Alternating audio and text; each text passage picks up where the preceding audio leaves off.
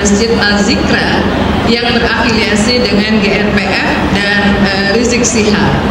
Bahkan mereka menyodorkan fakta integritas bila ingin didukung.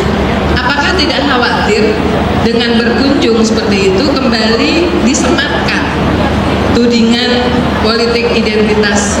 Dengan wacana-wacana politik identitas, pertama adalah untuk memecah belah kekuatan politik Islam. Ada agenda terselubung, yaitu untuk melangsungkan percepatan selebrasi kekuatan oligarki.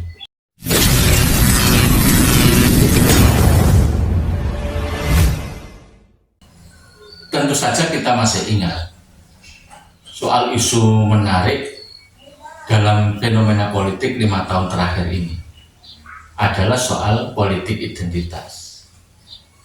Politik identitas ini distigmatisasi pada sosok figur tokoh tertentu. Kalau tokoh yang paling menarik itu adalah Anies Baswedan dan juga kelompok-kelompok Islam yang lain, kelompok Islam kanan. Sebenarnya kalau kita mau melacak lebih jauh, peran-peran kelompok Islam kanan ini sudah digunakan oleh Prabowo ketika mencalonkan presiden. Tetapi isu ini masif justru ketika Anies mampu memenangkan Pilgub DKI pada 2017. Kenapa? Kalau kita bedah, stigmatisasi negatif terhadap politik identitas yang dikonotasikan kepada kelompok Islam ini, sebenarnya di balik itu ada agenda terselubung, standar ganda. Satu sisi memang stigma politik identitas itu digaungkan oleh beberapa orang atau oleh kelompok tertentu, terutama adalah orang yang dekat dengan rezim kekuasaan Jokowi. Kenapa begitu? Ternyata kita selama ini dengan politik identitas, dengan wacana-wacana politik identitas, pertama adalah untuk memecah belah kekuatan politik Islam. Karena ketika kekuatan politik Islam itu bisa dipecah, bisa dibelah dengan pola politik divide et impera, maka kekuatan Islam tidak akan kokoh menjadi kekuatan pressure group atau kelompok yang menekan terhadap kekuasaan, karena dengan sendirinya akan melemah dan bertarung di antara sesama kelompok Islam. Standar ganda berikutnya, ternyata di balik politik identitas itu ada agenda terselubung, yaitu untuk melangsungkan percepatan selebrasi kekuatan oligarki untuk menguasai perekonomian nasional ini. Karena apa? Dengan lemahnya kontrol kekuatan politik Islam dan terbelahnya kelompok Islam, maka dengan mudah kekuasaan melakukan kolaborasi secara sistematik dengan oligarki, menguasai pos-pos perekonomian tertentu, terutama di bidang kekuatan ekonomi strategis, misalnya pertambangan dan yang lain. Dan itu terbukti. Sekarang kita bisa rasakan betapa kuatnya kelompok-kelompok oligarki ini menenggeram kekuatan ekonomi negara dan menguasai pos-pos strategis, ekonomi strategis ini. Oleh sebab itu, wajar ketika rejim ini melanggengkan wacana-wacana politik identitas. Dan yang kedua, ini yang paling update, ternyata di balik isu politik identitas itu tidak sekedar memberikan ruang supaya berkembangnya oligarki untuk berkuasa di balik lemahnya kekuatan kelompok Islam, tetapi juga ada kelompok tertentu, ada kepentingan kekuasaan tertentu untuk melanggengkan dinastinya. Ini bisa kita lihat, pengacak-acakan kekuatan kelompok Islam pada akhirnya adalah akan sangat mudah untuk memberikan ruang kepada orang-orang yang berkuasa yang kemudian memiliki ambisi untuk melanggengkan kekuasaan keluarga atau dinasti. Bisa kita lihat,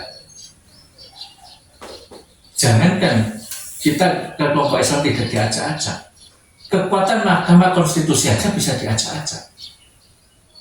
Nah, ini sebenarnya agenda penting yang harus kita pahami, bahwa di balik politik identitas ada kepentingan besar untuk melanggengkan kekuasaan dan menguasai negara ini oleh kelompok tertentu. Oleh sebab itu, sebagai refleksi yang sangat rasional dalam pemilu 2024 mendatang, kita jangan terjebak lagi dengan persoalan-persoalan politik identitas, dengan wacana-wacana politik itu.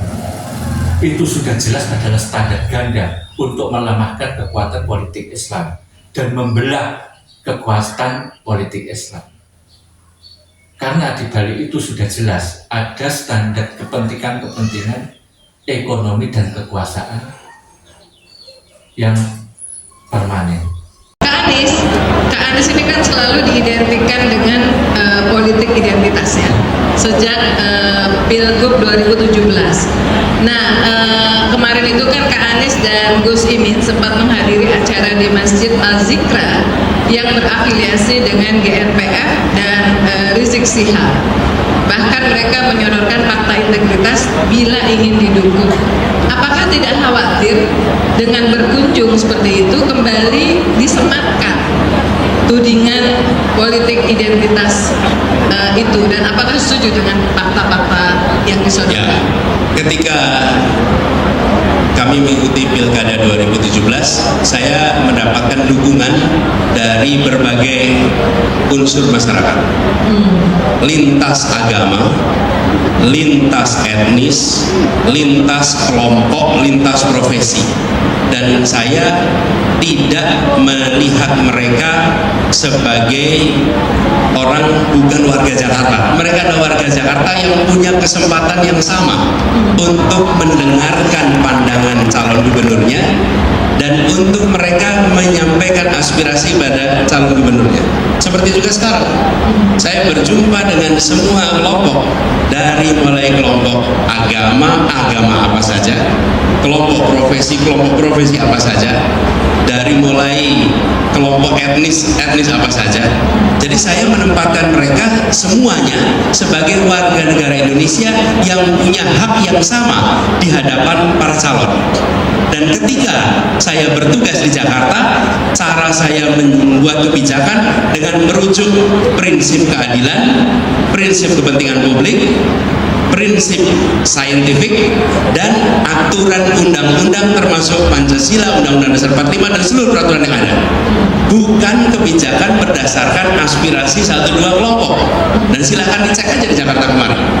Nah, yang jadi problem menurut saya, justru selama ini ada kelompok-kelompok yang negara tidak mau memberikan kesempatan yang sama, dimusuhi, dijauhi, seakan-akan bukan warga Indonesia, seakan-akan tidak punya hak yang sama untuk berada di Republik ini. Nah, cara berpikir begitu yang membuat kita lalu tidak lagi adil. Loh, kok yang lain-lain diterima, ada 1-2 kelompok yang tidak akan pernah diterima? Memangnya bukan warga negara Indonesia? Memang mereka nggak boleh kesempatan? Dan ketika mereka meminta sesuatu, apapun kelompoknya, tanyakan, ini sejalan tidak dengan prinsip Undang-Undang Dasar 45? Sejalan nggak dengan prinsip konstitusi kita? Kalau sejalan, bukan itu kepentingan kita untuk dilaksanakan. Jadi, saya malah ingin mengajak kepada semua, salah satu problem utama di negeri ini adalah ketika pemegang kewenangan dari rakyat menutup diri untuk berinteraksi dengan seluruh komponen yang ada di bangsa ini.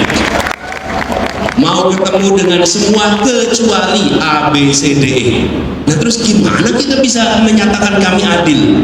Semua warga Jakarta, semua warga Indonesia berhak Dan ketika berinteraksi bukan berarti kemudian setuju dengan semua pandangannya, dan bukan berarti kemudian kita akan menjalankan apa yang diaspirasikan. Ketika bicara kebijakan, maka kebijakan kita harus merujuk pada konstitusi, harus merujuk pada semua perundangan yang ada. Begitu Kak Uni. Terima kasih.